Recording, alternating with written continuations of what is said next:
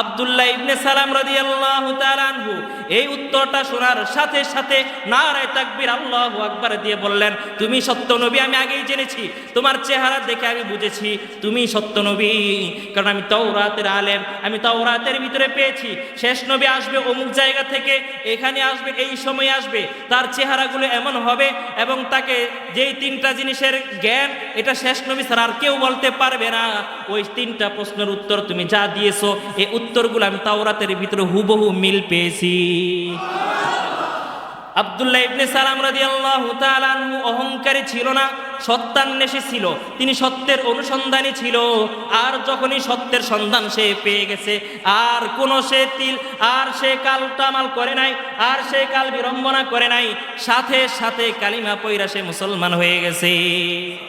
ও মুসলমান, জানেননি যারা সত্যের অন্বেষী হবে, যারা সত্যের অনুসন্ধানী হবে, তাদের কাছে আল্লাহ পাক সত্যটা অবশ্যই অবশ্যই তুলে ধরবে। এটা আল্লাহ পাকের ওয়াদা। কেউ যদি সত্য জানতে চায়, সত্য খোঁজ করতে চায়, সত্য যে তালাশ করবে, আল্লাহ পাক তাকে সত্যটা অবশ্যই অবশ্যই তাকে দেখাইবে। আল্লাহ পাকের ওয়াদা সূরা আনকাবুতের সর্বশেষ আয়াত, ওয়াল্লাযীনা জাহাদু ফীনা লানাহদিয়ান্নাহুম সুবুলানা ওয়া ইন্নাল্লাহা লামাআল মুহসিনিন। আল্লাহ বলে, কেউ যদি আমি আল্লাহকে পেতে চায়, আমি আল্লাহর দেয়া হেদায়েতের পথে কেউ যদি চলতে চায়, তাহলে আমি তার জন্য হেদায়েতের পথটাকে সহজ করে দেই। আর কেউ যদি অহংকারী হয়, তাহলে সে দেখেও হকটা দেখার পরও সে সেটাকে দেখে না, চোখ থাকতেও সে অন্ধ হয়ে যায়। হকটাকে তার উপরে স্পষ্ট হওয়ার পরেও সে সেটাকে মানতে নারাজ হয়, কারণ সে অহংকারী। এই হাদিস থেকে শিক্ষা হলো এটা, আব্দুল্লাহ ইবনে সালাম রাদিয়াল্লাহু তাআলা আনহু তার নিজ ধর্মের বড় একটা পাদ্রী ছিল, পণ্ডিত ছিল, তাওরাতের বড় আলেম ছিল। এরপরও সে যখন সত্যটা পেয়েছে, তখন আর সে তার ধর্মের মায়া দেখায় নাই, সে তার আগের চলার ওই গোরামি সে করে নাই, সবটা বাদ দিয়া হকের কাছে মাথা নত করে দিয়ে সে আত্মসমর্পণ করে মুসলমান হয়েছে। ও মুসলমান, আর যারা অহংকার করবে, হক দেখার পরেও তার না দেখার মতো ভান করে থাকবে, হক দেখার পরেও সেটা মানবে না, হক দেখার পরেও সেটাকে অনুসরণ করবে না, হক দেখার পরেও তারা কেমন যেন অন্ধ। আল্লাহ পাক বলেছেন, এটা কাদের? মুসলমানদের না বিজাতীয়? বিজাতীয় সংস্কৃতি। আমি মুসলমান সন্তান হয়ে যদি বিজাতীয় সংস্কৃতি যদি আমি অনুসরণ করি, মহাব্বত করি, তাহলে হাসরের দিন তোমাকে ওই খ্রিস্টানের সাথে উঠতে হবে। যুবক মুসলমান সন্তান তুমি, তোমার নামটাও ইসলামিক নাম, এরপরে তুমি যদি মেসি নেইমারকে অনুসরণ করো, যারা ইসলামের চির দুশ্মন, মেসি আজকে ইসরায়েল যারা বর্বরতা চালাচ্ছে ফিলিস্তিনের উপরে বছরকে বছর, সেই মেসি নেইমার তারা আজকে টাকা দিয়ে, অর্থ দিয়ে, ক্ষমতা দিয়ে ইসরায়েলদের পাশে দাঁড়াইছে, মুসলমানদের পাশে দাঁড়ায় নাই। তুমি মুসলমান হওয়ার পরেও সেই মেসিকে তুমি অনুসরণ করো, সেই নেইমার দেখা দেখি তোমার চুলের কাটিংটা দাও, আল্লাহর কাছে দাঁড়ায় তুমি কি জবাব দিবা সেই দিন? কি জবাব দিবা সেই দিন আল্লাহর কাছে দাঁড়াইয়া? আল মারউ মা মান আহাব্বা, দুনিয়াতে যেই মানুষ যাকে অনুসরণ করবে, হাসরে সে তার সাথে উঠবে। আর হাসরটা যদি তোমার নেইমারের সাথে হয়, কোন উপায় আছে? কিছু কিছু যুবক অতি আবেগে অনেক সময় ফেসবুকে স্ট্যাটাস লেখে মেসির প্রশংসায়, নেইমার রোনাল্ডোর প্রশংসায়, যে ভালোবাসার আরেক নাম মেসি, ভালোবাসার আরেক নাম হচ্ছে গিয়ে নেইমার। আমি আবার নিচেতে লিখে দিছি, আল্লাহ যেন তোমার এই নেইমারের সাথে যেন উঠায়। পরে আই হ্যাঁ হুজুর এই দোয়া করেন না, এই দোয়া করেন না। আবেগ, অতি আবেগে কখন কি করে ফেলে। ইহুদি জাতির উপরে আল্লাহ পাকের কি ইচ্ছা আছে না অনিচ্ছা আছে? বলেন, অনিচ্ছা। আল্লাহ পাক চান না যে প্রত্যেকটা মানুষ, ওই মানুষগুলো যাতে জাহান্নামে যায়, এটা আল্লাহ চায়? ইহুদি, নাস্তিক, খ্রিস্টান, বেঈমানগুলো, এরা তো যেই পথে যাচ্ছে সেই পথটা তো আল্লাহ পাকের অনিচ্ছাকৃত পথ। যেটাতে আল্লাহ পাকের অনিচ্ছা, সেটাতে তুমি কিভাবে শুভেচ্ছা জানাও? অনেক লোকেরা, অনেক নেতারা ভোটের জন্য, ক্ষমতা টিকিয়ে রাখার জন্য হিন্দুদের মন্দিরে গিয়ে তারা শুভেচ্ছা জানায়। ফেস্টুনের ভিতরে, ব্যানারের ভিতরে, সাইনবোর্ডের ভিতরে দুর্গাপূজার শুভেচ্ছা মুসলমান নেতারা জানায় না? তুমি নেতা ঠিক আছে, তুমি হিন্দুদের নেতা ঠিক আছে, তবে তাদের ধর্ম তারা তাদের মতো করে পালন করবে। তুমি নেতা হিসেবে, জনপ্রতিনিধি হিসেবে তোমার দায়িত্ব হলো সেটাকে নিরাপত্তা দেওয়া, সেটাকে ট্যাগেল দেওয়া, সেটার জন্য তোমাকে রক্ষণাবেক্ষণের দায়িত্ব প্রশাসনিকভাবে তোমার সেটা পালন করা। কিন্তু তোমার দায়িত্ব এটা নয় যে তুমি মন্দিরের ভিতরে গিয়ে তাদেরকে শুভেচ্ছা দিবা। তুমি মুসলমান, আল্লাহ পাকের যেখানে অনিচ্ছা সেইখানে তুমি জানাচ্ছ শুভেচ্ছা। তুমি কেমন যেন আল্লাহ পাকের সাথে, আল্লাহ পাকের এগেনস্টে গিয়ে তুমি আল্লাহর সাথে যুদ্ধ ঘোষণা করে দিছো, তোমার খবরই নাই, তোমার ঈমান নাই। লিখে রাখেন, ফতুয়া নেন। যারা নিয়ে এই সমস্ত পূজার ভিতরে শুভেচ্ছা জানাবে, লিখিতভাবে হোক মৌখিক বক্তব্যের মাধ্যমে হোক, তাদের ঈমান নাই।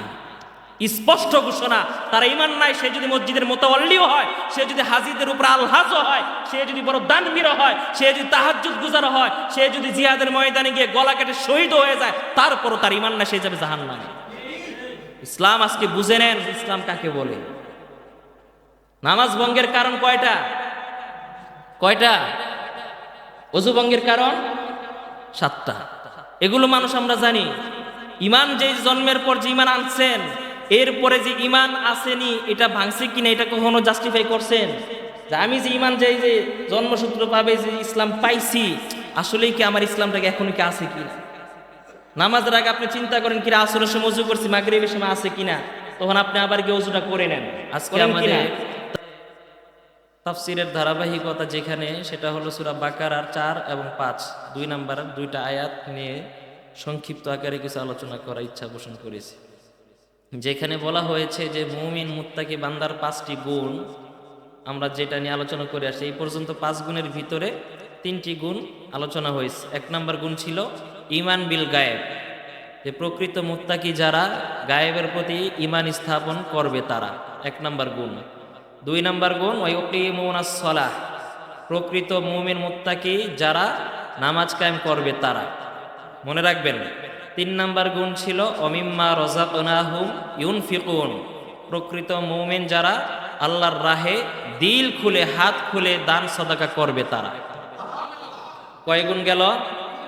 আজকে 2টা গুণ 2 আয়াতের ভিতরে আল্লাহ পাক বলেন ওয়াল্লাযীনা ইউমিনুনা বিমা উনজিলা ইলাইকা ওয়া মা উনজিলা মিন ক্বাবলিক ওয়া বিল আখিরাতি হুম ইউকিনুন। আল্লাহ বলেন যে প্রকৃত মুত্তাকিদের আরো একটি বৈশিষ্ট্য হলো ইউমিনুনা বিমা উনজিলা ইলাইকা, যে আপনার উপরে যত কিছু নাজিল করা হয়েছে সমস্ত কিছুর উপরে তারা নির্দ্বিধায় বিনা প্রশ্নে বিনা আপত্তিতে তারা ঈমান স্থাপন করবে। ইউমিনুনা বিমা, মা শব্দটা এসে আম সমস্ত কিছুকে এখানে শামিল করছে, যে আপনার উপরে যত কিছু বিধিবিধান নাজিল করা হয়েছে সমস্ত কিছুর উপরে তারা সবগুলোর উপর কি রাখবে? ঈমান রাখবে। কিছুতে রাখলো কিছুতে রাখলো না, এর নাম ঈমানদার না। যেমনটা ইহুদিরা করে, ইউমিনুনা বিবাদ ওয়া ইয়াকফুরুনা বিবাদ। তারা কোরআনের, তাদের উপর তো কোরআন না, তাদের উপরে ছিল তাওরাত। আল্লাহ বলেন আফাতুমিনুনা বিবাদিল কিতাব ওয়া তাকফিরুনা বিবাদ ওয়া তাকফুরুনা বিবাদ, যে তারা তাদের গ্রন্থের তাদের কিতাবের কিয়দাংশের উপরে তারা ঈমান আনে, আবার কিয়দাংশের উপরে তারা কুফরি করে, অস্বীকার করে। অর্থাৎ যেটা তাদের মনোপুত, তাদের অনুকূলে, যেটার দ্বারা তাদের স্বার্থ হাসিল হয়, সেটার ক্ষেত্রে তারা বলে আমান্না, আমরা ঈমানদার। আবার যেটা তাদের উপরে পড়ে, তাদের বিপক্ষে যায়, তাদের জন্য কষ্টসাধ্য হয়, ওইটার ক্ষেত্রে তাকফুরুনা বিবাদ, সেটার ক্ষেত্রে আয়েশা বলে যে না, এটা আমরা মানি না। দেখবেন এই যুগে এসে কিছু মানুষ দেখবেন ওয়াজে বসে, যেটা তার হুজুরের পক্ষে যায়, যেটা তার দলের পক্ষে যায়, যেটা তার আদর্শের পক্ষে যায়, সেই ক্ষেত্রে হুজুরটা বালারে। আবার যেটা তার দলের বিরুদ্ধে, তার নিজের বিপক্ষে যায়, তখন হুজুরে কিছু বোঝে না, হুজুরে উল্টাটা কয়।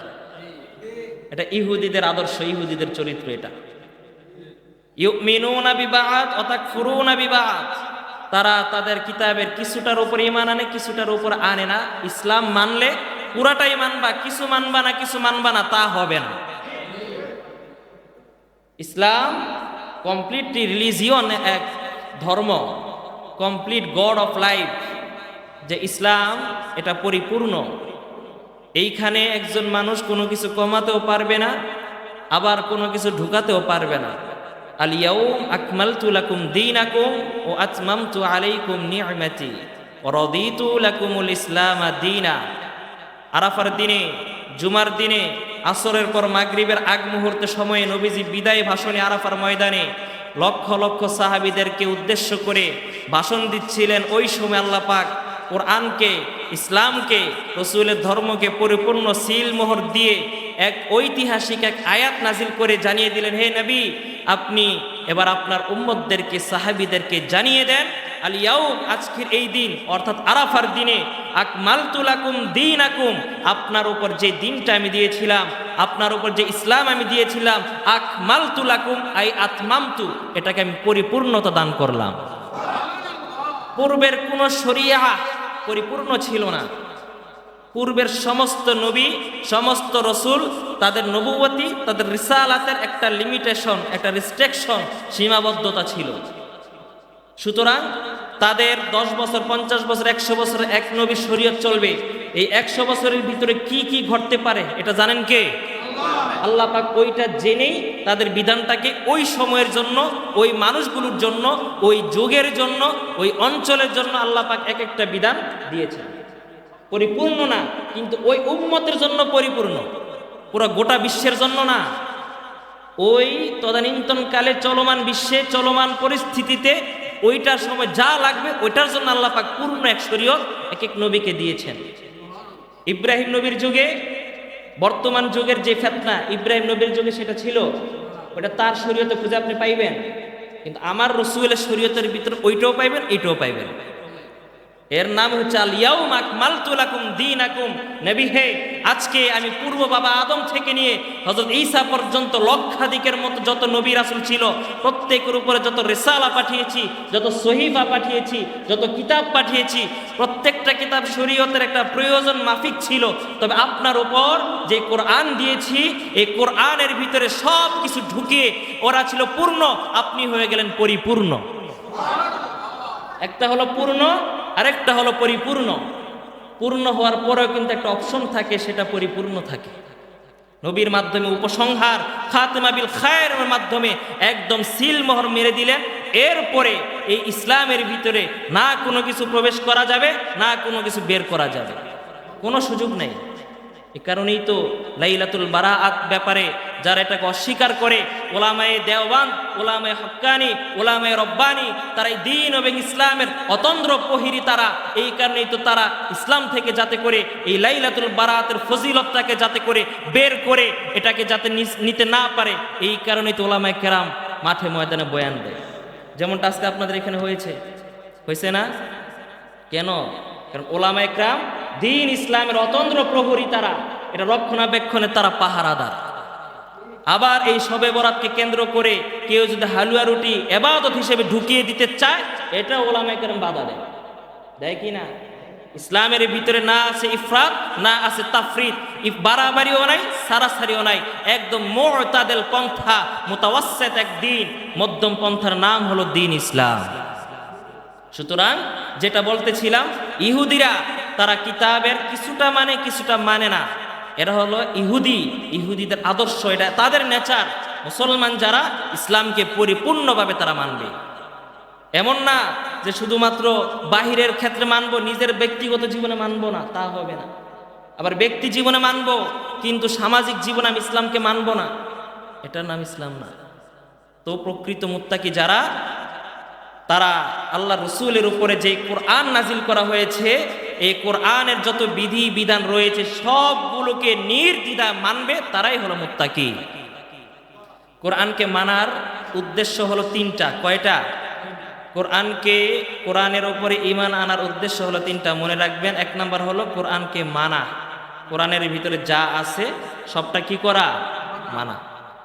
কোরআনের উপর ঈমান আনার কথা বলছে না, ওয়াল্লাযীনা ইউমিনুনা বিমা উনজিলা ইলাইক। হে নবী, আপনার উপরে যত কিছু বিধিবিধান আমি নাজিল করেছি, তো সেটা কি? কোরআন। সেটা কি বলেন? কোরআন। কথা কি বুঝাইতে পারতেছি ভাই? সেটা হলো কোরআন। তো কোরআনের উপরে যা আছে সব কিছুর উপরে যারা ঈমান আনবে তারা হলো মুত্তাকি। এবার ঈমান আনার 3টা কাজের মাধ্যমে হয়। এক হলো কোরআনকে মানা, 2 নাম্বার হলো কোরআনের যে ফায়সালা এটাকে চূড়ান্ত হিসেবে মেনে নেয়া। কোরআন যে ফায়সালা দিয়েছে, চুরি করছো তোমার হাত কাটা যাবে, তুমি একজন মানুষের চক্ষু নষ্ট করেছো, বিনিময়ে তোমার চক্ষু নষ্ট করে দেওয়া হবে, তুমি একজন মানুষের কান ক্ষতি করেছো, বিনিময়ে তোমার উপর থেকে সেই দিয়ত, সেই কেসাস তোমার থেকে কান কেটে নেওয়া হবে। এটা হলো ইসলামের যেই ফায়সালা, এটাকেই চূড়ান্ত হিসেবে মেনে নেওয়া 2 নাম্বার। 3 নাম্বার হলো নিজের জীবন কোরআন অনুযায়ী পরিচালনা করা। 3টা কাজের সমন্বয়ে কোরআনের উপর ঈমান আনা হবে। বুঝতে পারছেন? কিন্তু একজন মানুষ নামাজ পড়ে মাশাআল্লাহ, কোরআন তেলাওয়াত করে, রমজান মাস আসতেছে, খতমও দিবে, কিন্তু কোরআনের ভিতরে বলছে যে পর্দায় থাকো, কোরআনের ভিতরে বলছে আত্মীয়তার হক আদায় করো, কোরআনের ভিতরে বলেছে মানুষের সাথে সদাচরণ করো, কোরআনের ভিতরে বলেছে তোমার মালের 2.5% আলাদা করে গরিব দুঃখীদেরকে দিয়ে দাও, কিন্তু সে এই ক্ষেত্রে গরিমসি করে, কিন্তু সে কিন্তু কোরআন তেলাওয়াত ঠিকই করে। তাহলে কোরআনের উপরে ঈমান আনা হয়েছে তার? আল্লাযীনা ইউমিনুনা বিমা উনজিলা ইলাইক, প্রকৃত মুত্তাকি তারাই হবে যারা কোরআনের উপরে সম্পূর্ণটার উপরে যারা ঈমান আনবে। অর্ধেকটার উপরে আনা এটা ঈমান নয়। আল্লাহ রাব্বুল আলামিন এই কাফেরদেরকে, এই ইহুদিরা, তারাও এরকম তাদের গ্রন্থগুলো তারা যখন পড়তো, তেলাওয়াত করতো, মদিনায় রাসূল আসার পর তখন আপনার ইহুদিরা তাদের আসমানি কিতাব আইনা নবীর সামনে এসে তেলাওয়াত করত তাওরাত। তো যখন পড়তো তখন পড়তে পড়তে পড়তে পড়তে যখন দেখতো যে জিনা, ব্যভিচার, চুরি, ডাকাতির কথা, যে বিধান সংক্রান্ত আয়াতগুলো, ওই আয়াতগুলোর উপরে তার হাত দিয়ে রাখতো। কারণ নবী যেহেতু উম্মি নবী ছিল, সে তো পড়তে জানতেন না। জানেন তো আপনারা, নবীর উপর তো নাজিল করে জিবরাইল মারফত এটা জানিয়ে দেওয়া হয়, কিন্তু নবী তেমন পড়তে পারে না। তো নবীর উপরে হাত দিয়ে রাখলেও তারা নবী যে বুঝবে না, এই কারণে তারা নবীর সামনে এসে তেলাওয়াত করে শোনাতো যে ইয়া রাসূলুল্লাহ, আমাদের তাওরাতে তো যে এই কথা আসছে, সুন্দর সুন্দর কথা আসছে, জান্নাতের কথা আসছে, জাহান্নামের কথা, এইগুলো সুন্দর করে বয়ান করে ভালো। কিন্তু যখনই জিহাদের কথা আসে, যখনই কেসাসের কথা আসে, যখনই কাফারার কথা আসে, যখনই দিয়তের কথা আসে, তখন সেগুলো তারা পাশ কাটিয়ে চলে যায়। আল্লাহ বললেন যে অতাকফুরুনা বিবাদ, তোমরা কিছুটা মানলা, কিছুটা মানলা না, কিছুটা আমার নবীকে শোনাইলা, কিছুটা তোমরা গোপন করে রাখলা, এই চালাকি চলবে না। ইসলাম হলে উদখুলু ফিস সিলমি কাফা, পরিপূর্ণভাবে ইসলামের ভিতরে প্রবেশ করো। এক হাত ইসলামে দিলা, আরেক হাত অন্য বিজাতির দিকে দিলা, উভয় দিকে তুমি ব্যালেন্স রাখতে চাইবা, এটার নাম ইসলাম। ইসলামে আসতে চাইলে পরিপূর্ণভাবে আসতে হবে। যেমন রসুলের এক সাহাবী, ইহুদিদের বড় আলেম ছিল মদিনার, আব্দুল্লাহ ইবনে সালাম। আব্দুল্লাহ ইবনে সালাম ইহুদি পণ্ডিত, ইহুদিদের বড় আলেম ছিল সে। তো সে, আজকে আলোচনায় তার কথাও আসবে। তো সে যেহেতু ইহুদি ধর্মের বড় পণ্ডিত ছিল, বড় আলেম ছিল, তো ইহুদিদের ধর্মে আপনার ওটের গোশত খাওয়া নিষেধ। ওটের গোশত খাওয়া কি ইহুদিদের ধর্মে নিষেধ। আবার শনিবারের দিনটাকে ইহুদিদের ধর্মে সম্মান প্রদর্শন করা আদেশ। যেমন আমাদের ধর্মে শুক্রবার জুমার দিন, এটাকে আমরা ইবাদতের দিন হিসেবে যেমন এটা গুরুত্ব দিই, ইহুদিরা শনিবার দিনটাকে দেয়। তো ইসলাম গ্রহণ করার পর আব্দুল্লাহ ইবনে সালাম রাদিয়াল্লাহু তাআলা আনহু এসে নবীকে বলতেছে, নবী হে, কি ইসলাম যে ইসলামের বিধান অনুযায়ী শুক্রবার, শনিবার সবগুলো দিনই তো আল্লাহর কাছে পবিত্র, সমস্ত দিনের মর্যাদাই তো আছে, কোনো দিনটাকে তো আল্লাহ পাক অমঙ্গল ঘোষণা করে নাই। সুতরাং আমি শুক্রবারের দিনটাকেও মর্যাদা দিব, গুরুত্ব দিব, পাশাপাশি আমি শনিবারের দিনটাকেও মর্যাদা দিব। কারণ শনিবারের দিনটাকে মর্যাদা দেওয়া তো নিষেধ নাই, ঠিক না?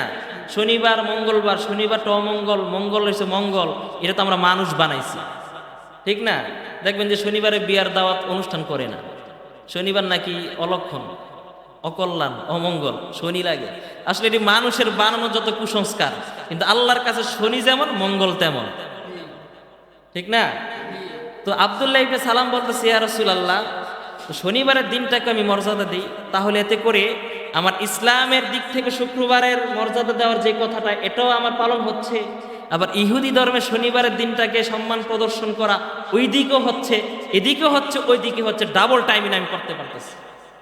আরেকটা প্রশ্ন করেছি, ইয়া রাসূলুল্লাহ, ওটের গোশত খাওয়া যে একবার খাইতেই হবে, একবার এটা ওয়াজিব বা ফরজ এমন তো না। ওটের গোশত খাওয়া হালাল, বাকি কেউ যদি না খায় তো গুনাহ হবে। এখানে এমন অনেক মানুষ আছে যারা ওটের মাংস জীবনও খায় না, ঠিক না? কথা কি বুঝতেছেন? এই জন্য কি আপনাদের গুনাহ হবে না? তো আব্দুল্লাহ ইবনে সালাম রাদিয়াল্লাহু তাআলা আনহু বলতেছেন, ইয়া রাসূলুল্লাহ, ওটের গোশত খাওয়া একবার খাইতেই হবে এরকম বাধ্য যেহেতু ইসলামে নাই, আর আমার আগের ধর্মের ভিতরে ইহুদি ধর্মে যেহেতু ওটের গোশত খাওয়া যেহেতু নিষেধ, সুতরাং আমি যদি ওটের গোশত না খাই এতে করে আমার ইসলামের দিক দিয়ে কোনো ক্ষতি হচ্ছে না। ক্ষতি হচ্ছে না। আবার ইহুদি ধর্ম আমার কোনো ক্ষতি হচ্ছে না। ইহুদি ধর্ম আমার ব্যালেন্স ঠিক থাকতেছে, ওটের গোশত খাওয়া থেকে আমি পানাহ বিরত আছি। আবার মুসলমানের দিক থেকে ওটের গোশত না খাওয়ার কারণে আমার তেমন কোনো ক্ষতি হচ্ছে না। আবার শনিবারের দিনটাকে সম্মান করার দ্বারা ইসলামেরও কোনো ক্ষতি হচ্ছে না, ইহুদি ধর্মেও আমি ওই দিক দিয়ে ওইটাও ঠিক রাখতে পারতেছি, উভয় দিকে আমি কন্ট্রোল করতে পারতেছি। নবীজি বলছেন, না, এত চালাকি চলবে না, তুমি যেহেতু ইহুদি পণ্ডিত, এই পণ্ডিত ইসলামে জায়েজ নাই, ইসলামের ভিতরে চালাকি নাই। তুমি কতটা চালাক, তোমার চাইতে বড় চালাক আমার আল্লাহ। ওয়ামাকারু ওয়ামাকারাল্লাহ আল্লাহু খায়রুল মাকিরিন।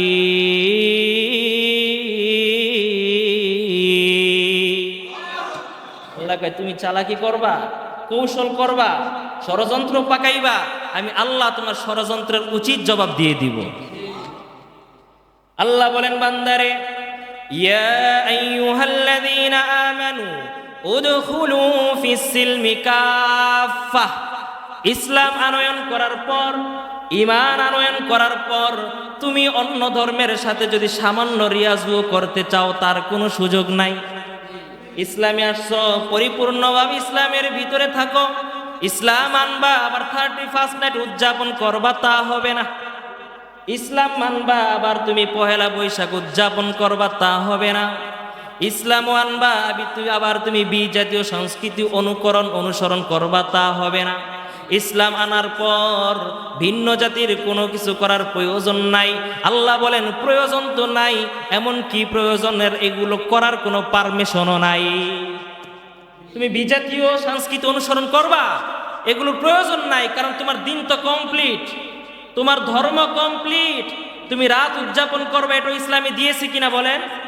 দিয়েছে। এই যে সামনে আসতেছে মঙ্গলবারের রাত, আপনি উদযাপন করতে চাইলে সেটা করেন, উদযাপন সারা রাত করেন। সামনে আসতেছে 27-এর রাত, লাইলাতুল কদরের রাত, সেটাও আপনি উদযাপন করেন, অসুবিধা নাই। কিন্তু আফসোস লাগে কদরের রাতে যুবকদেরকে পাওয়া যায় না। 31st নাইটে একটা ছেলে রাস্তা থেকে ঘরে ঢুকানো যায় না। আল্লাহ বলেন, রাত উদযাপন করবে, এটাও ইসলাম তোমাকে দিয়েছে, এটাও ইসলাম থেকে নাও। তুমি আনন্দ, বিনোদন, এন্টারটেইনমেন্ট করবা, এটাও ইসলামে আছে না নাই? সবটা আছে। ইসলাম আনার পর অন্য জাতি থেকে ধার করে তোমাকে কোনো কিছু আনার দরকার নাই, এমনকি আনার পারমিশনও নাই। আল মারউ মাআ মান আহাব্বা। নবীজি বলেছেন, যেই মানুষ যেই জাতিকে অনুসরণ করবে হাসরের দিন সে তার সাথে হাসরে উঠবে। আপনি 31st নাইট, এটা কাদের? মুসলমানদের না বিজাতীয়? বিজাতীয় সংস্কৃতি। আমি মুসলমান সন্তান হয়ে যদি বিজাতীয় সংস্কৃতি যদি আমি অনুসরণ করি, মহাব্বত করি, তাহলে হাসরের দিন তোমাকে ওই খ্রিস্টানের সাথে উঠতে হবে। যুবক মুসলমান সন্তান তুমি, তোমার নামটাও ইসলামিক নাম, এরপরে তুমি যদি মেসি নেইমারকে অনুসরণ করো, যারা ইসলামের চির দুশ্মন। মেসি আজকে ইসরায়েল যারা বর্বরতা চালাচ্ছে ফিলিস্তিনের উপরে বছরকে বছর, সেই মেসি নেইমার তারা আজকে টাকা দিয়ে, অর্থ দিয়ে, ক্ষমতা দিয়ে ইসরায়েলদের পাশে দাঁড়াইছে, মুসলমানদের পাশে দাঁড়ায় নাই। তুমি মুসলমান হওয়ার পরেও সেই মেসিকে তুমি অনুসরণ করো, সেই নেইমার দেখা দেখি তোমার চুলের কাটিংটা দাও, আল্লাহর কাছে দাঁড়ায় তুমি কি জবাব দিবা সেই দিন? কি জবাব দিবা সেই দিন আল্লাহর কাছে দাঁড়াইয়া? আল মারউ মা মান আহাব্বা। দুনিয়াতে যেই মানুষ যাকে অনুসরণ করবে হাসরে সে তার সাথে উঠবে। আর হাসরটা যদি তোমার নেইমারের সাথে হয়, কোনো উপায় আছে? কিছু কিছু যুবক অতি আবেগে অনেক সময় ফেসবুকে স্ট্যাটাস লেখে মেসির প্রশংসায়, নেইমার রোনাল্ডোর প্রশংসায়, যে ভালোবাসার আরেক নাম মেসি, ভালোবাসার আরেক নাম হচ্ছে গিয়ে নেইমার। আমি আবার নিচেতে লিখে দিছি, আল্লাহ যেন তোমার এই নেইমারের সাথে যেন উঠায়। পরে আই হ্যাঁ হুজুর, এই দোয়া করেন না, এই দোয়া করেন না।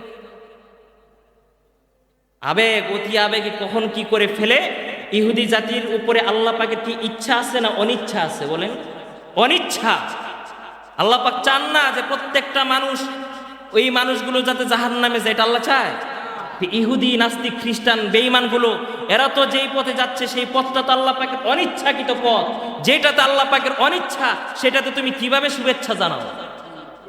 অনেক লোকেরা, অনেক নেতারা ভোটের জন্য, ক্ষমতা টিকিয়ে রাখার জন্য হিন্দুদের মন্দিরে গিয়ে তারা শুভেচ্ছা জানায়। ফেস্টুনের ভিতরে, ব্যানারের ভিতরে, সাইনবোর্ডের ভিতরে দুর্গাপূজার শুভেচ্ছা মুসলমান নেতারা জানায় না? তুমি নেতা ঠিক আছে, তুমি হিন্দুদেরও নেতা ঠিক আছে, তবে তাদের ধর্ম তারা তাদের মতো করে পালন করবে। তুমি নেতা হিসেবে, জনপ্রতিনিধি হিসেবে তোমার দায়িত্ব হলো সেটাকে নিরাপত্তা দেওয়া, সেটাকে ট্যাগেল দেওয়া, সেটার জন্য তোমাকে রক্ষণাবেক্ষণের দায়িত্ব প্রশাসনিকভাবে তোমার সেটা পালন করা। কিন্তু তোমার দায়িত্ব এটা নয় যে তুমি মন্দিরের ভিতরে গিয়ে তাদেরকে শুভেচ্ছা দিবা। তুমি মুসলমান, আল্লাহ পাকের যেখানে অনিচ্ছা সেইখানে তুমি জানাচ্ছ শুভেচ্ছা।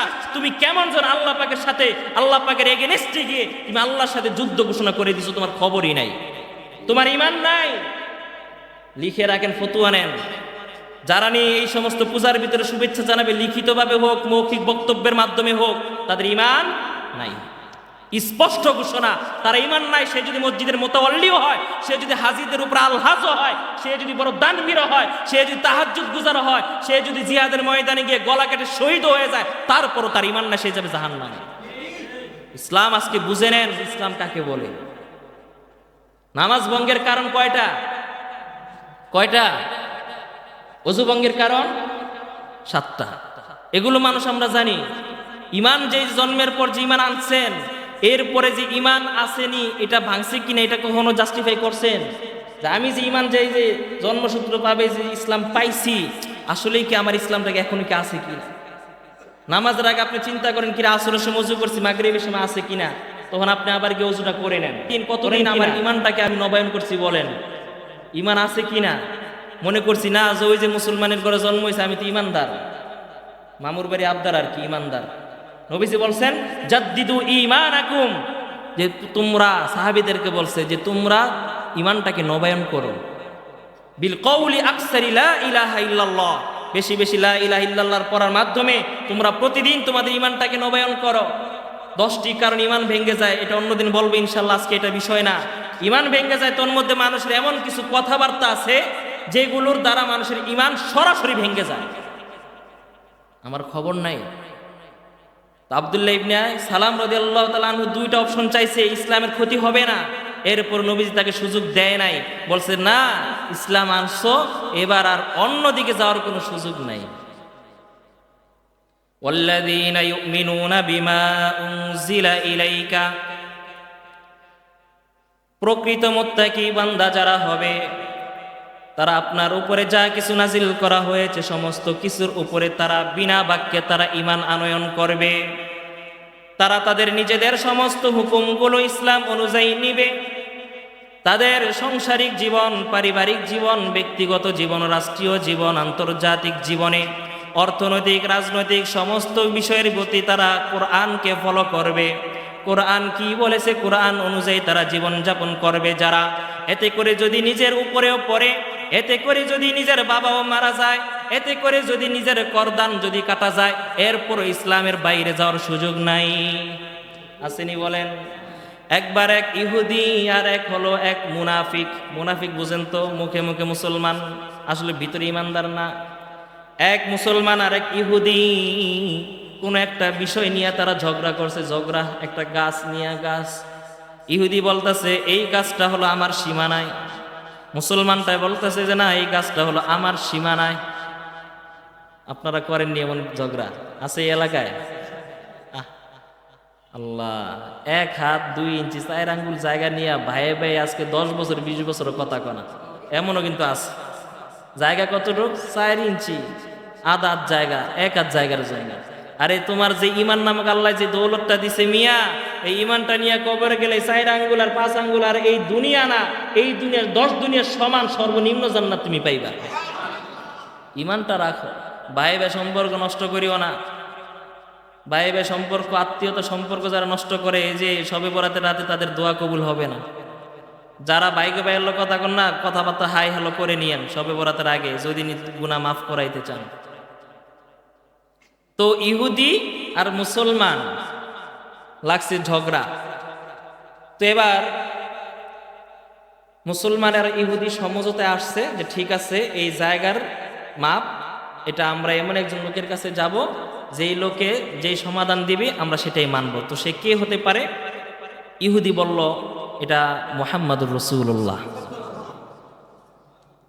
কারণ ইহুদিও জানে মুহাম্মদ এমন এক সত্যবাদী এক সত্তা যে কোনো দিন স্বজনপ্রীতি করবে না। আজকে আমরা আইন করি, নিয়ম করি এটা, কিন্তু যখন এই আইনটা লঙ্ঘন করে তখন আজকর দর্দ নিয়ে আয়, সামনে নিয়ে আজকর কঠিন শাস্তি হবে, ও আইন লঙ্ঘন করছে। যখন সামনে গিয়া দে যে তার বাতিজা, তার নিজের সন্তান, আরে থাকা যা ভুল করছে একবার মাফ করে দে। সত্য না মিথ্যা? এই স্বজন পিতা আমার নবীর ভিতরে নাই। ইহুদিটা পর্যন্ত জানে। ইহুদি যখন বলল ঠিক আছে চলো মুহাম্মদের কাছে যাই, তখন ওই মুসলমানটা আরো খুশি হয়ে গেছে, আমাগো নবী আমাগো দলের লোক, আমাগো নেতা, আমি তার কর্মী, সে আমার বিরুদ্ধে কোনো কিছু করবে না। মুসলমান এবার দুজন মিলে এবার গেছে কার কাছে? নবীজির কাছে। নবীজি এবার এদের দুজনের কথাবার্তা শোনার পর এবার ফায়সালা যেটা সঠিক ছিল সঠিক ফায়সালা দিয়েছে। ওই ফায়সালাটা পড়ছে ইহুদির পক্ষে, মুসলমানের বিপক্ষে। এবার দুইজন সামনে দিয়ে যাচ্ছে, আর ওই মুসলমান নামক মুনাফিকটা জ্ঞান জ্ঞান জ্ঞান জ্ঞান করতেছে, না রে আর বিচারটা হইল না, এটা জালিয়াতি করছে, ভাল লাগে না। না রে আজকে মসজিদে গেছি, হুজুর এই কথা গেলি মনে আমার এই কইছে ভালো না হুজুরটা, চল আরেকজনের কাছে যাই, আরেক মসজিদে যাবো, চল আমাগো মসজিদে যাই। এইবার ওই মুসলমানটা কয় এই বিচার মানি না, হাইকোর্টে এটা নতুন করে আপিল করবো। নাউজুবিল্লাহ। হাইকোর্ট কোনটা? কয় চলো আমরা ওমরের দরবারে যাই। কোরআনের কথা, কোরআনের কথা। কয় চলো আমরা ওমরের দরবারে যাই, আবার নতুন করে বিচার হবে, ওমর যেই ফায়সালা দিবে এটাই চূড়ান্ত। ইহুদি বললে তোমাদের নবী বলল সেটা তুমি মানলা না, উমর বললে মানবা? কয় হ। ইহুদি কয় চলো ওমরের কাছেই যাই, কারণ ও ইহুদি হকের উপরে আছে, এটা ইহুদিও জানে। আর ইহুদি এটাও জানে হকের উপরে থাকলে ইসলামের ভিতরে নবী ফায়সালা করুক আর ওমর করুক, ফায়সালা একটাই হবে। ওমর বলল চলো তাহলে যাই, ঠিক আছে। ইহুদি বলল চলো যাই। এবার ইহুদি এবার আর ওই মুসলমান নামক মুনাফিক দুটাই এবার হযরত ওমরের দরবারে গিয়ে দরজায় কারাঘাত করছে। হযরত ওমর যখন বেরি হয়ে আসলো, তখন ওই মুসলমান নামক ওই মুনাফিকটা আবার নতুন করে বিচার উপস্থাপন করছে ঘটনাটা শোনার পর এখনো ওমর কোনো ফায়সালা দেয় নাই। এর ভিতরে ওই পাশ থেকে ওই যে ইহুদিটা বলতেছে, হযরত শোনেন, এতক্ষণ তো উনি বললো, এবার আমার কথা শোনেন। এই বিচারটা, এই কথাগুলো আপনার কাছে বলার আগে তিনি আরো এক জায়গায় বলে আসছে। কয় কার কাছে? কয় এটা হচ্ছে আপনাদের নবীর কাছে। ওমর কয় তাহলে নবী এবার কি ফায়সালা দিয়েছিল?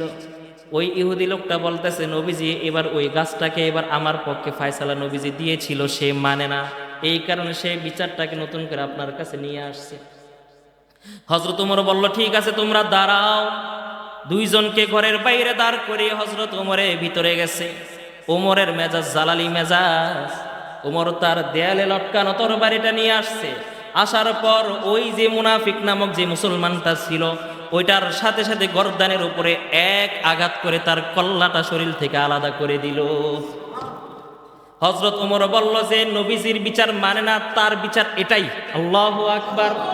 আল্লাহ রাব্বুল আলামিন সূরা নিসার 65 নম্বর আয়াত নাজিল করে দিলেন, ফালা ওয়া রাব্বিকা লা ইউমিনুনা হাত্তা ইউহাক্কিমুকা ফীমা শাজারা বাইনাহুম। ও নবী হে, এই সমস্ত মানুষগুলো এমন রয়েছে, তাদের বিচার যদি তাদের মনোপুত হয় তাহলে তারা আপনাকে মানবে, আপনাকে ভালোবাসবে। আর যদি তার বিচারটা, আপনার বিচার যদি তাদের মনোপুত না হয় তখন তারা আপনার কাছে আসবে না। এরা হলো ইহুদি জাতি। এরা কারা? এরা হলো মুনাফিক, যারা ইসলামের কিয়দাংশ মানবে কিয়দাংশ মানবে না। এরা হলো নামধারী মুসলমান নামে মুনাফিক। আর এই মুনাফিকদের ব্যাপারে আল্লাহ রাব্বুল আলামিন অন্য জায়গায় বলেছেন, ইন্নাল মুনাফিকিনা ফিদ দারকিল আসফালি মিনান নার। এই দুনিয়ার জগতের মানুষ শোনো, যারা তোমাদের ভিতরে ঈমান আনবা, মুখে মুখে বলবা, অন্তরের ভিতরে ইসলামকে তোমরা মানবা না, অন্তরের ভিতরে ইসলামের কথা শুনলে তোমাদের গায়ে জ্বালা দেয়, তোমরা হলা মুনাফিক। আল্লাহ বলেন ওয়ামা হুম বিমুমিনিন। এরা মুখে বলে ইমানদার, আল্লাহ বলেন ওয়ামা হুম বিমুমিনিন, আসলে তারা ইমানদার না। বরং এই সমস্ত কথিত মুনাফিকগুলোর অবস্থান কিয়ামতের দিন আল্লাহ বলেন ফিদ দারকিল আসফালি মিনান নার। জাহান্নাম যতটা উঁচা হবে, জাহান্নামের উপরে যত আসামি থাকবে, সমস্ত জাহান্নামীদের রক্ত পুজ মাংসগুলো গলে গলে গলে গলে যেই নিচে জমা হবে, জাহান্নামের একদম আন্ডার ফ্লোরে, একদম নিচে এই মুনাফিকদের স্থান হবে। ফেরাউনের চাইতো সে নিকৃষ্ট হবে। আল্লাহ বলেন, আল্লাহ নমরুদের চাইতো তার অবস্থা সেই দিন ভয়াবহ হবে, আবু জাহেলের চাইতো অবস্থা তার ভয়াবহ হবে। কারণ আবু জাহেল আর নমরুদ ফেরাউন তারা ছিল কাফের। তারা কি ছিল? তারা কাফের ছিল, সরাসরি স্পষ্ট ঘোষণা ছিল তারা কাফের। কিন্তু তারা মুসলমান সেজে ইসলামের ক্ষতি তারা করে নাই, ইসলামের আইনগুলো তারা অপছন্দ করে নাই, সুতরাং তারা হলো কাফের। আর যারা কালিমা আনার পরেও, মুসলমান হওয়ার পরেও যারা ভিতরের ভিতরে নিফাকি রাখবে, ভিতরের ভিতরে দুমুখী আচরণ যারা করবে, এরাই হলো আল্লাহর ভাষায় এরাই হলো মুনাফিক। আর আল্লাহ বলেন এদের জন্যই রয়েছে জাহান্নামের একদম নিচের জায়গায় হবে তারা। তাহলে ওয়াল্লাযীনা ইউমিনুনা বিমা উনজিলা ইলাইকা, ইসলাম আনার পর কোরআনে যা বলেছে সব কিছু মানার নাম হলো মুত্তাকি। এরপরে কোরআন মানলাম, কিন্তু কোরআন আনলেই হবে না, আল্লাহ এরপরে আবার বলে দিলেন ওমা উনজিলা মিন ক্বাবলিক, ও নবী আপনি আপনার উম্মতদেরকে জানিয়ে দেন এই সমস্ত লোকেরা যারা ঈমান আনছে কোরআনের উপর ঈমান আনার দ্বারাই কিন্তু ক্ষান্ত হবে না, প্রকৃত মুত্তাকি হবে তারা যারা পূর্ববর্তী আসমানি কিতাব সবগুলোর উপর ঈমান স্থাপন করবে। যারা শুধুমাত্র কোরআন মানে তাওরাত জাবুর ইনজিল সে মানে না, তাহলে সে কি না? মুত্তাকি না। ইবনে তাইমিয়া রাহমাতুল্লাহি আলাইহি বলেছেন, মাজমাউল ফতোয়ার ভিতরে তার বক্তব্যটা আসছে যে একজন মানুষ আপনার যেমনি ভাবে কোরআন মানে না এবং পূর্বের কিতাবও মানে না, তাহলে সে কি? কাফের। কোরআন মানে না, সে কি? কাফের। এবং সে এটাও বলেছে যেই মানুষটা কোরআন মানে কিন্তু পূর্বের আসমানি কিতাবগুলোকে মানে না, তাহলে সেও কাফের। কারণ আল্লাহ তো বলছেন ঈমানদার হতে হলে ওয়ামা উনজিলা মিন ক্বাবলিক, যে আপনার পূর্বে যত আসমানি কিতাব নাজিল হয়েছে ঈমান টিকিয়ে রাখার জন্য ওগুলোর উপর আপনার ঈমান আনতে হবে। এখানে আরো একটা সূক্ষ্ম মেসেজ শুনে নেন। এখানে আল্লাহ বলছেন যে আপনার উপরে যে কিতাব নাজিল হয়েছে এবং আপনার পূর্বে যত কিতাব নাজিল হয়েছে সবগুলোর উপর ঈমান আনবে, কিন্তু আল্লাহ পাক বলে নাই যে আপনার পরেও যত কিতাব আসবে সেগুলোর উপর ঈমান আনবে। এটা কিন্তু বলে নাই, বুঝেন নাই মনে হয়। যে বলছে যে আপনার উপরে যেই কিতাব নাজিল হয়েছে, কোন কিতাব? কোরআন, এবং আপনার পূর্বেও যত কিতাব নাজিল হয়েছে সেগুলোর উপরও যারা ঈমান আনবে। তাহলে পূর্বের কিতাব এবং আপনার কিতাব, নবীর কিতাব, এই দুইটা কিতাবের কথা বলা হয়েছে, কিন্তু কোরআনে কিন্তু পরবর্তী কিতাবের কথা বলা হয় নাই। তার মানে আল্লাহ বুঝাই দিলেন, নবী হে আপনি সর্বশেষ নবী, আপনার পরে আর কোনো নবীও আসবে না, আপনার পরে কোনো কিতাবও আসবে না। সুতরাং ঈমানদার যারা আপনার উপরে আল কোরআনের উপরে ঈমান আনার পরে তাদের সীমাবদ্ধতা হয়ে গেছে, এখন আর পরে আপনার পরে কোনো নবী নাই, আপনার পরে কোনো কিতাব নাই, এইখানে আল্লাহ পাক আর পরবর্তী কিতাবের কথা কোরআনে উল্লেখ করে নাই। এটা দ্বারা আমার নবীর খতমে নবুয়তের একটা প্রমাণ হয়।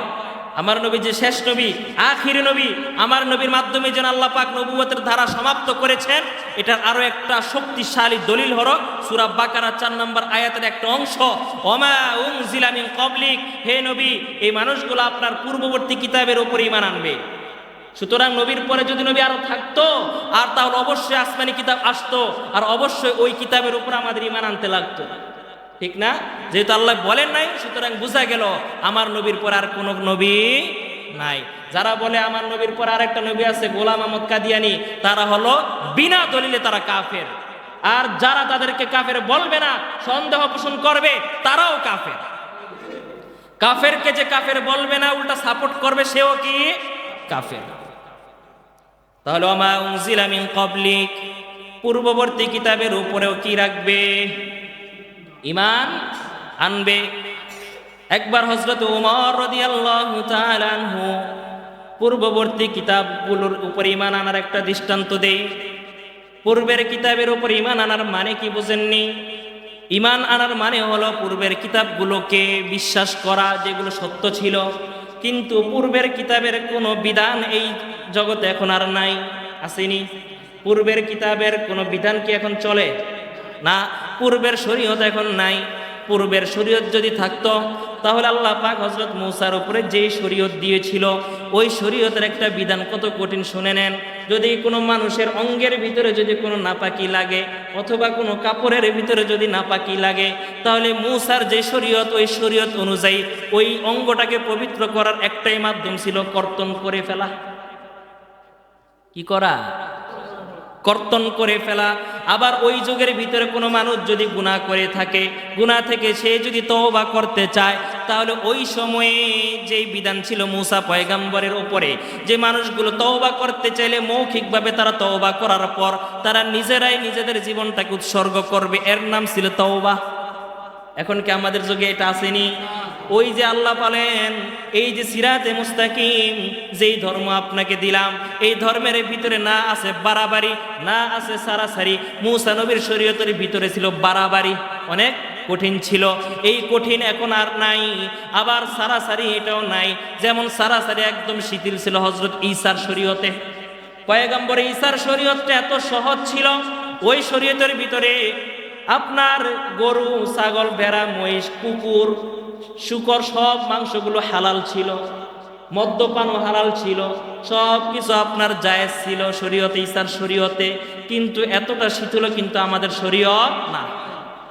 আল্লাহ বলেন, নবী হে, আমি আপনাকে যেই দিন দিলাম সিরাতে মুস্তাকিম, এমন একটা ধর্ম আমি আপনাকে দিলাম, যেই শরীয়তটা, যেই ধর্মটা হলো বাইনাল ইফরাত ওয়াত তাফরিদ, ইফরাত এবং তাফরিদ, বাড়াবাড়ি এবং সারাসারি উভয়ের মাঝামাঝি যেই পথ, এটা হলো ইসলাম।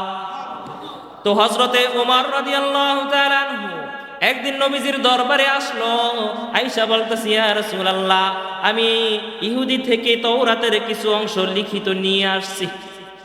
নবীকে আয়েশা বলতেছে যে আমি এক ইহুদি আলেম থেকে তাদের তাওরাতের কিছু লেখায় নিয়ে আসছি।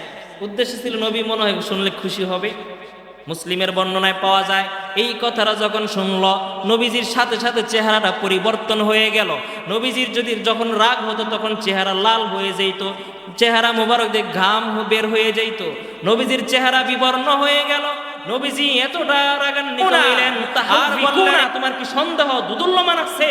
তোমার কি কোনো খটকা আছে? ফিহা, যেটা আমি নিয়ে আসছি তোমাদের কাছে, এই কোরআন, এই শরীয়তের কাছে কি তোমাদের কোনো কি সন্দেহ এখনো আছে? এরপর নবীজি বললেন, আল্লাযী নাফসি বিয়াদিহি, ওই সত্তার কসম, হযরত ওমরকে নবীজি বলেন, ওই সত্তার কসম, যে সত্তার হাতে আমার জীবন এবং মরণ, ওই সত্তার কসম দিয়ে নবীজি বললেন, এই বর্তমান সময়ে লাকাদ জিতুকুম বিহা বাইযা নাকিয়াতান, আমি তোমাদের কাছে যেই কোরআনটা নিয়ে আসছি, এই কোরআনের ভিতরে কোনো অস্পষ্টতা নাই, কোনো গোপনীয়তা নাই, কোনো জটিলতা নাই, স্পষ্ট ফকফকে সাদা পৃষ্ঠার মতো একটা কোরআন তোমাদের কাছে নিয়ে আসছি। নবীজি বলেন, তুমি শুনে নাও ওমর, এই যুগে যদি তুমি যে ইহুদি থেকে যেই তাওরাতের অংশ লিখে নিয়ে আসছো, এই যুগে যদি স্বয়ং হযরত মুসাও যদি দুনিয়ায় আসে, তাহলে ওই মুসার জন্য আমার রসুলের কোরআন ছাড়া অন্য কিছু মানা তারও সুযোগ নাই। মুসাও যদি আসে, সেও আইসা কোরআনের বাইরে যাওয়ার তার কোনো সুযোগ নাই। সুতরাং ওয়া মা উনজিলা মিন ক্বাবলিক, পূর্বের কিতাবের উপরে ঈমান আনবে, এর মানে কি? যে পূর্বের কিতাবগুলো বিশ্বাস করবে যে এটা যথাযথ ছিল, সত্য ছিল, ওই কিতাবগুলো আল্লাহ নাজিল করেছে, ওই কিতাবের ভিতরে আল্লাহ পাকের প্রদত্ত বিধিবিধান ছিল, এটাকে মর্যাদা দিবে, সম্মান দিবে, এটাকে মেনে নিবে। কিন্তু ওই কিতাবের ফলো করা, ওই কিতাবের আইন অনুশাসন মানার কোনো সুযোগ নাই। কারণ কি, আল-ইয়াউম আকমালতু লাকুম দীনাকুম ওয়া আতমামতু আলাইকুম নি'মাতি ওয়া রাদিতু লাকুমুল ইসলাম দীনা, আজকে এই দিনটা পরিপূর্ণ করে দিয়েছেন কে? ওয়া মা উনজিলা মিন ক্বাবলিক, সংক্ষেপ করে দেই, মুসলমান বিরক্ত হইতাছেন? আরেকটা অংশ আছে, বলে দেই, ওয়া মা উনজিলা মিন ক্বাবলিক, যারা পূর্বের কিতাবের উপরও যারা ঈমান আনয়ন করবে, এই সমস্ত লোকগুলো তারা কি করবে? পূর্বের কিতাবের ভিতরে যারা ঈমান আনবে, তারা বস্তুত কোরআনের উপরও তারা ঈমান আনবে। কারণ পূর্বের যত কিতাব ছিল, সমস্ত কিতাবে আমার রসুলের পরিচয় আছে না নাই? তো যারা প্রকৃত পক্ষে আসল অর্থে যারা পূর্বের কিতাবকে মানবে, তারা কেমন যেন আমার রসুলকে তারা মানবে। যেমন ওই যে আব্দুল্লাহ ইবনে সালাম রাদিয়াল্লাহু তাআলা আনহুর কথা বলছিলাম, নবীজি যখন হিজরত করে যখন মদিনায় চলে আসলো, তখন মদিনার মানুষগুলো ছোট ছোট বাচ্চা থেকে নিয়ে শুরু করে সমস্ত মানুষগুলো, কেউ গাছের উপরে উঠে আসে, কেউ বাড়ির ছাদের উপরে উঠে আসে, কেউ পাহাড়ের উপত্যকায় উঠে আসে, যে আজকে নবীজি মদিনায় ঢুকবে, মক্কা থেকে হিজরত করে আসবে। সমস্ত মানুষগুলো আমার রসুলের ইন্তেজারে সকাল থেকে সন্ধ্যা পর্যন্ত মানুষগুলো অপেক্ষা করতেছে।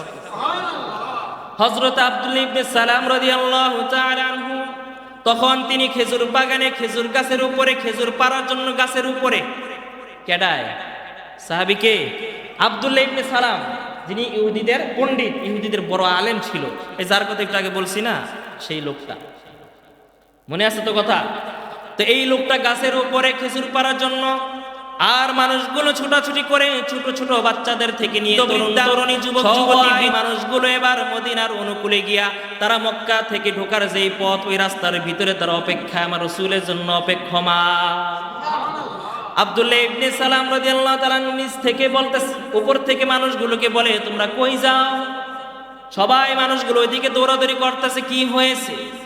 মদিনার মানুষগুলো বলতেছে তুমি কি জানো না, ওই যে মক্কা থেকে যেই শেষ নবীকে আনার জন্য আমাদের কিছু জনপ্রতিনিধি গিয়েছে, ওই রসুলের কে আজকেই তো তারা নিয়ে মদিনায় ঢোকার কথা, সুতরাং ওই নবীকে আহলান সাহলান মারহাবান ইস্তেকবাল জানানোর জন্য আমরা যাচ্ছি। আব্দুল্লাহ ইবনে সালাম রাদিয়াল্লাহু তাআলা আনহু হাদিসটা বর্ণনা করে বলেন, আমি আমার কাজ করতেছিলাম, আর আমিও জানি শেষ নবী যে কোনো নবী আইসাই নবী দাবি করলেই তো হবে না, তার ভিতরে কিছু আছে কিনা এটা যাচাই করা দরকার। কি বলেন? কাদিয়ানি নবী দাবি করছে, এই জন্য কেন নবী মানবেন? এর ভিতরে যাচাই বাছাই করবেন না? ওই আব্দুল্লাহ ইবনে সালাম সে তো ইহুদিদের আলেম, সাধারণ কেউ না, তো সে তাওরাতের আলেম ছিল, সে খেজুর পারতেছে, সে তার কাজে নিয়োজিত, আর সে বলতেছে যেই আসুক না কেন আগে তাকে যাচাই বাছাই করব, আগে তাকে দেখব, পরীক্ষা করব, এরপরে ঈমান আনব। আব্দুল্লাহ ইবনে সালাম রাদিয়াল্লাহু তাআলা আনহু কাজ শেষ করে সে নিচে নামলো, আর দেখে সমস্ত মানুষগুলো ভিড় করে আমার নবীজি আসলো, আর আমার নবীজিকে ওয়েলকাম জানানোর জন্য আরবের ছোট ছোট মানুষগুলো, বাচ্চাগুলো, ছোট ছোট বাচ্চাগুলো একদিকে চামড়া পেঁচানো এক ধরনের বাদ্যযন্ত্রের, যেটাকে দফ বলে। কি দফ? এই দফের কিন্তু বাজালে কিন্তু বিট আসে না, বাজনা আসে না, শুধু আওয়াজ হয়। এই দফ ইসলামে ওই ছোট ছোট বাচ্চারা বাজাইছে, এখন আউল বাউল ফাউল আবাল সরকারে কয় দফ, এই ঢোল তবলা ইসলামে আছে। নাউজুবিল্লাহ, আরো জোরে বলেন নাউজুবিল্লাহ। ওইটাকে তারা দলিল দেয়। আচ্ছা বলেন, ছোট ছোট বাচ্চাদের কোনো গুনাহ আছে? এক। দ্বিতীয় কথা হলো, ওইটা ছিল একদিকে চামড়া, দুই দিকে ছিল না। প্রচলিত যে ঢোল, যে তবলা, এটা কিন্তু দুই দিকে চামড়া থাকে, ঠিক না? এটা দুই দিকে আওয়াজ করার দ্বারা এটা একটা বিট হয়, মানুষের মনটাকে কেমন যেন করে ফেলে, ঠিক না? এরকম না, ওইটা ছিল একদিকে চামড়া, আর বর্তমানে হচ্ছে দুই দিকে চামড়া। 2 নাম্বার কথা। 3 নাম্বার কথা হলো, এই সমস্ত এগুলো ছিল নবীজির নিষেধ করার আগের ঘটনা, কিন্তু যখন নবীজি বাদ্যযন্ত্রে হারাম করে দিয়েছে, এরপর তার পূর্বেরটা আইনা দলিল দেওয়া যায় না, ঠিক না? তো এগুলো তারা বলে আর কি, অনেক সময় দেখবেন এরা আবার সুন্দর করে দলিল চায়ের দোকানে বৈশা এরা বলে যে কেডাই কইছে রে, বলে ঢোল তবলা নাই, এগুলো ইসলামে আস, আর দলিল হিসেবে এটা বলে। তো ছোট ছোট বাচ্চাগুলো নবীজির আগমনে খুশি হইয়া তারা সুন্দরভাবে নিজেরাই আরবি ভাষাভাষী যারা ছিল, এই কারণে সুন্দরভাবে নবীজিকে আগমনের জন্য বরণ করে তারা সুন্দরভাবে কবিতাগুলো আবৃত্তি করতেছিল। তলা আল বাদরু আলাইনা মিন সানিয়াতিল ওয়াদা ওয়াজাবা শুকরু আলাইনা মাদা লিল্লাহি দা। ছোট ছোট বাচ্চাগুলো আমার রসুলের আগমনে তারা সুন্দর সুন্দর কবিতা আবৃত্তি করলো। আব্দুল্লাহ ইবনে সালাম এসে দেখলো কিরে মানুষগুলো সবাই জড়ো হয়ে আছে, কারণ কি? আব্দুল্লাহ ইবনে সালাম এবার মানুষের ভিড় ঠেলে ঠেলে এবার সামনে গেল, গিয়ে দেখলো একজন মানুষ, এত সুন্দর, এমন সুন্দর আকৃতির মানুষ কোনোদিন আব্দুল্লাহ ইবনে সালাম বলে আমি দেখি নাই। এই মানুষটা যে মিথ্যাবাদী হবে এটা আমার মন সায় দেয় না, এমন পবিত্র চেহারার মানুষ যে মিথ্যা বলবে এটাও আমার মন সায় দেয় না। এরপর আব্দুল্লাহ ইবনে সালাম বলেন, যেহেতু সে নবী দাবি করেছে, সুতরাং তাকে একটু যাচাই করে দেখি। কি করে দেখি? তাকে একটু যাচাই করে দেখি। কথাটা বলতেছি কেন? কারণ পূর্বের কিতাবও যদি কেউ মেনে থাকে, সে আমার রসুলকে মানতে বাধ্য, সে কোরআন মানতে বাধ্য। আর যদি তারা পূর্বের কিতাব যারা না মানে, তারা আমার রসুলকেও মানবে না। কথা ক্লিয়ার? ওই আব্দুল্লাহ ইবনে সালাম আয়েশা বলতেছে, এই মুহাম্মদ তুমি কোথায় থেকে আসছো? বলছে আমি ওই যে কুরাইশ বংশ থেকে হিজরত করে এখানে আসলাম। তাহলে ঠিক আছে, তুমি কি নবী? হ্যাঁ আমি নবী। ঠিক আছে, তোমাকে আমি 3টা প্রশ্ন করব, এই 3টা প্রশ্নের উত্তর যদি তুমি সঠিকভাবে দিতে পারো তাহলে আমি তোমার উপরে ঈমান আনবো। আর শুনে নাও, আমি আমার ধর্মের একটা পাদ্রী, আমি আমার ধর্মের একটা ধর্মগুরু, আমার আন্ডারে আমার অধীনে অসংখ্য মানুষ রয়েছে, আর আমি যদি তোমার উপরে কালিমা পড়ে মুসলমান মুসলমান হই, তাহলে মনে করো মদিনার অনেক মানুষ, গোটা একটা অংশ তোমার উপরে মুসলমান হয়ে যাবে। এবার আব্দুল্লাহ ইবনে সালাম রাদিয়াল্লাহু তাআলা আনহু আমার নবীকে প্রথম প্রশ্ন ছুড়ে দিলেন, আচ্ছা মুহাম্মদ বলো তো কিয়ামতের সর্বপ্রথম আলামত কোনটা হবে? এক নাম্বার প্রশ্ন ছুড়ে দিল, দুই নাম্বার প্রশ্ন ছুড়ে দিল, বলো তো দুনিয়া যখন খতম হয়ে যাবে, হাসরের ময়দান যখন কায়েম হয়ে যাবে, মানুষগুলো জান্নাতীরা জান্নাতে, জাহান্নামীরা জাহান্নামে যখন চলে যাবে, তখন জান্নাতীরা যখন জান্নাতে যাবে, আল্লাহ পাক ওই জান্নাতীদেরকে সর্বপ্রথম কোন জিনিস খাওয়াইয়া তাদেরকে মেহমানদারি করবে? প্রশ্ন নাম্বার কয়টা? 3 নাম্বার প্রশ্ন, ও মুহাম্মদ বলো তো সন্তান কখন মায়ের মতো হয়, কখন বাবার মতো হয়? 3টা প্রশ্নের উত্তর যদি তুমি দিতে পারো তাহলে আমি ঈমান আনবো, আর আমি ঈমান আনলে মনে করো বিশাল বড় একটা দল ঈমান আনবে। এবার নবীজির প্রথম প্রশ্ন কোনটা ছিল? প্রথম প্রশ্ন কোনটা ছিল? কিয়ামতের প্রথম আলামত। কিয়ামতের প্রথম আলামত কোনটা?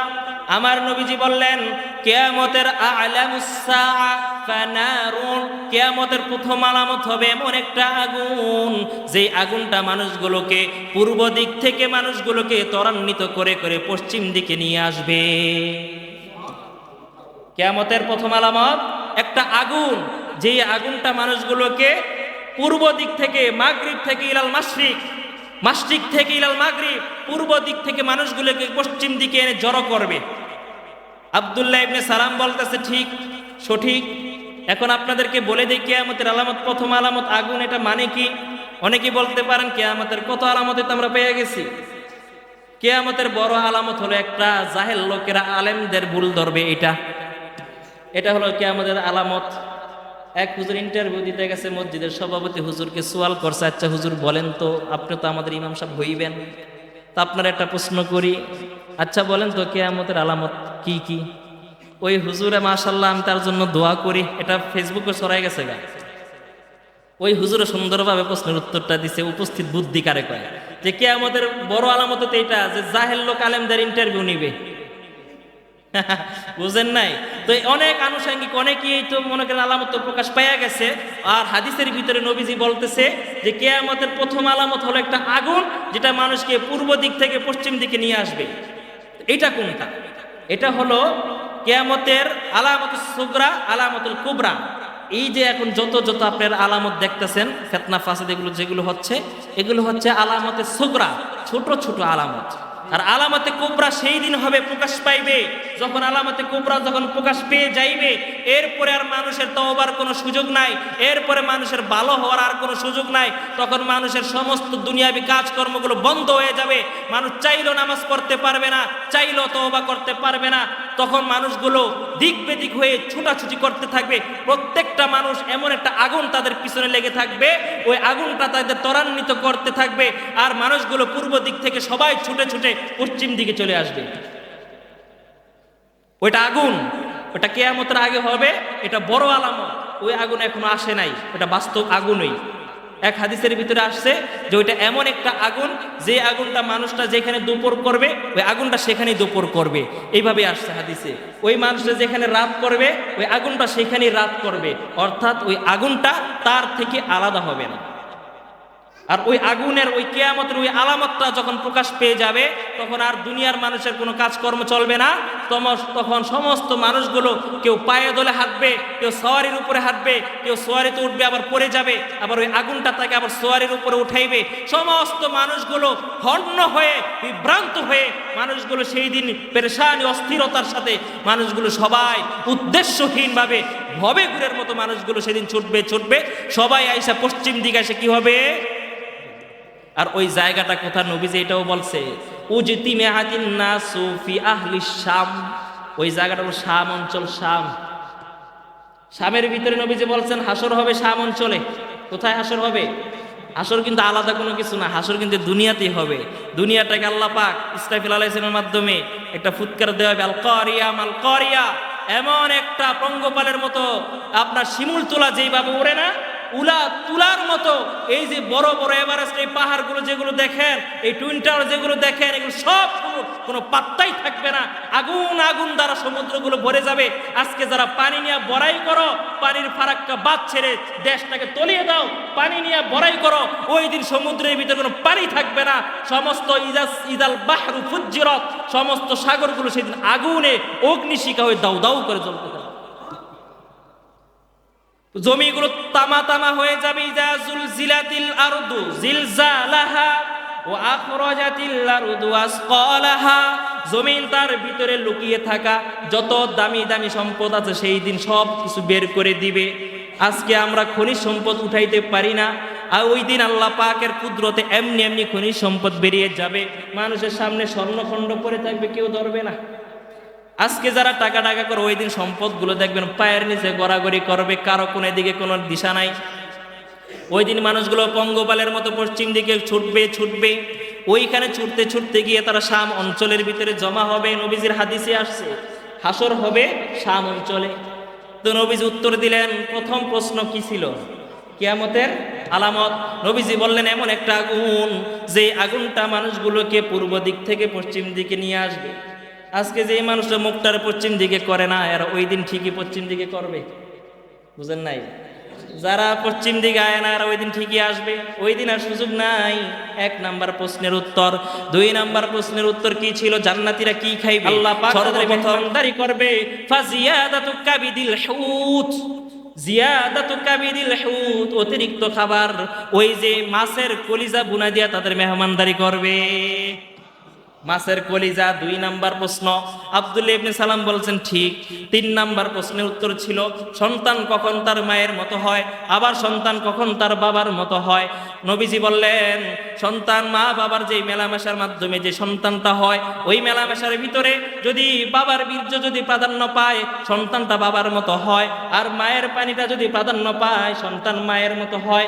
আব্দুল্লাহ ইবনে সালাম রাদিয়াল্লাহু তাআলা আনহু এই উত্তরটা শোনার সাথে সাথে নারায়ে তাকবীর আল্লাহু আকবার দিয়ে বললেন, তুমি সত্য নবী, আমি আগেই জেনেছি, তোমার চেহারা দেখে আমি বুঝেছি তুমি সত্য নবী, কারণ আমি তাওরাতের আলেম, আমি তাওরাতের ভিতরে পেয়েছি শেষ নবী আসবে অমুক জায়গা থেকে, এখানে আসবে, এই সময় আসবে, তার চেহারাগুলো এমন হবে এবং তাকে যেই 3টা জিনিসের জ্ঞান এটা শেষ নবী ছাড়া আর কেউ বলতে পারবে না।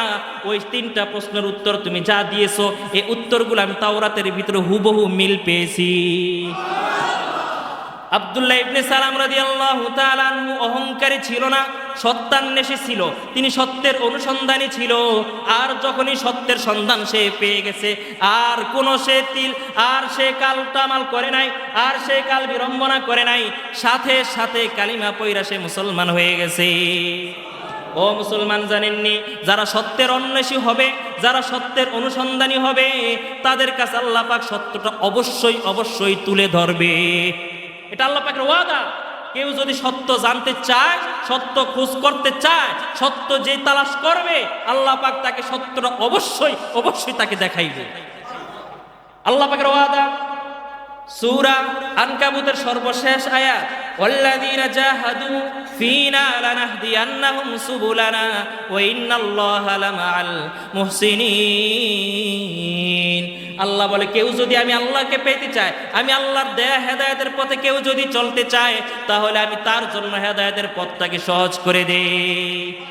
আর কেউ যদি অহংকারী হয়, তাহলে সে দেখেও হকটা দেখার পরও সে সেটাকে দেখে না, চোখ থাকতেও সে অন্ধ হয়ে যায়। হকটাকে তার উপরে স্পষ্ট হওয়ার পরেও সে সেটাকে মানতে নারাজ হয়, কারণ সে অহংকারী। এই হাদিস থেকে শিক্ষা হলো এটা। আব্দুল্লাহ ইবনে সালাম রাদিয়াল্লাহু তাআলা আনহু তার নিজ ধর্মের বড় একটা পাদ্রী ছিল, পণ্ডিত ছিল, তাওরাতের বড় আলেম ছিল। এরপরও সে যখন সত্যটা পেয়েছে, তখন আর সে তার ধর্মের মায়া দেখায় নাই, সে তার আগের চলার ওই গোরামি সে করে নাই, সবটা বাদ দিয়া হকের কাছে মাথা নত করে দিয়ে সে আত্মসমর্পণ করে মুসলমান হয়েছে। ও মুসলমান, আজ যারা অহংকার করবে, হক দেখার পরেও তার না দেখার মতো ভান করে থাকবে, হক দেখার পরেও সেটা মানবে না, হক দেখার পরেও সেটাকে অনুসরণ করবে না, হক দেখার পরেও তারা কেমন যেন অন্ধ। আল্লাহ পাক বলেছেন, ওমা ইয়াস্তাবিল আ'মা ওয়াল বাসীর ওয়ালাজ যুলুমাতু ওয়ালান নূর। আপনি কি মনে করেন যারা চক্ষুষ্মান আর যারা অন্ধ তারা কোনোদিন কিনা সমান না? আর যেই সমস্ত সুম্মুম বুকুমুন উমিয়ুম ফাহুম লা ইয়ারজিউন, এদের চোখ থাকতে এরা অন্ধ, কান থাকতে এরা বধির, এরা মুখ থাকতে এরা বোবা, আসলে বস্তুতে এদের অন্তরের ভিতরে কোনো কিছুই ঢোকে না, তাদের অন্তরটা আচ্ছাদিত হয়ে গেছে। আল্লাহ বলেন অহুম কুলুবুহুম গুলফ, গুলফ, তাদের অন্তরটার ভিতরে গুলফ, আবরণ পড়ে গেছে, আবরণ। গুলফ, আমরা যে কোরআনকে যে ঢাকি ওই কাপড়টার কি বলি? গিলাফ। কি বলি? ওই গিলাফ, এই গুলফুন থেকে গিলাফ মানে পর্দা, পর্দা। কুলুবুনা গুলফ, এদের অন্তরের ভিতরে পর্দা ঢুকে গেছে। খতামাল্লাহু আলা কুলুবিহিম ওয়া আলা সামিইহিম ওয়া আলা আবসারিহিম, এদের অন্তরের ভিতরে মোহর পড়ে গেছে, কানের ভিতরে মোহর পড়ে গেছে, চোখের ভিতরে পর্দা পড়ে গেছে, যার কারণে চোখ দিয়ে সত্যটা দেখে কিন্তু মানে না, কান দিয়ে সত্যটা শুনে কিন্তু মানে না, অন্তর দিয়ে তার সত্যটা অনুধাবন করে কিন্তু স্বীকার করে না। তাহলে পূর্বের কিতাবের ভিতরে আমার রসুলের কি আছে? পরিচয় আছে। যে কোরআন মানে না, যারা বলে আমরা আহলে কিতাব, আমরা ইহুদি, আমরা আহলে কিতাব, বস্তুত তারা আহলে কিতাব, তারা কিতাবও মানে না, কারণ কিতাবের ভিতরে আমার রসুলের পরিচয় আছে না নাই? তাহলে ওয়ামা উনজিলা মিন ক্বাবলিক, এই মানুষগুলো পূর্বের কিতাবের উপরে ঈমান আনবে। ঈমান আনবে মানে বিশ্বাস করবে, কিন্তু পূর্বের কিতাব মানার কোনো কি নাই, সুযোগ নাই। ওয়াবিল আখিরাতি হুম ইউকিনুন, আর এই মানুষগুলো পরকালের প্রতি দৃঢ় ঈমান তারা রাখে। একটা হলো ঈমান আর একটা হলো ইয়াকিন। ওয়াবিল আখিরাতি হুম ইউকিনুন, এই মানুষগুলো পরকালের প্রতি ইয়াকিন রাখে, অটল অবিচল বিশ্বাস রাখে। একটা হলো ঈমান আর একটা ইয়াকিন, দুইটা পার্থক্য আছে। এই মানুষগুলো যারা মুত্তাকি হবে এরা পরকালের প্রতি ইয়াকিন রাখবে। সুতরাং যার ভিতরে পরকালের ইয়াকিন আছে সে গুনাহ করার আগে তার হাত অন্তত কাঁপবে, ঠিক কিনা? মিথ্যা বলার আগে অন্তরটা তার কেঁপে উঠবে। যার পরকালের ইয়াকিন যার ভিতরে আছে এই মানুষগুলো কেঁপে উঠবে। তাহলে আল্লাযীনা ইউমিনুনা বিমা উনজিলা ইলাইকা ওয়া মা উনজিলা মিন ক্বাবলিক, প্রকৃত মুত্তাকি তারা যারা আপনার উপরে নাজিলকৃত কোরআনকে পরিপূর্ণভাবে যারা মানবে, ওয়া মা উনজিলা মিন ক্বাবলিক, এবং আপনার পূর্ববর্তী কিতাবকেও যারা মানবে, ওয়াবিল আখিরাতি হুম ইউকিনুন, আর পরিপূর্ণ মুত্তাকি হবে যারা, যারা পরকালের প্রতি ইয়াকিন রাখবে যারা।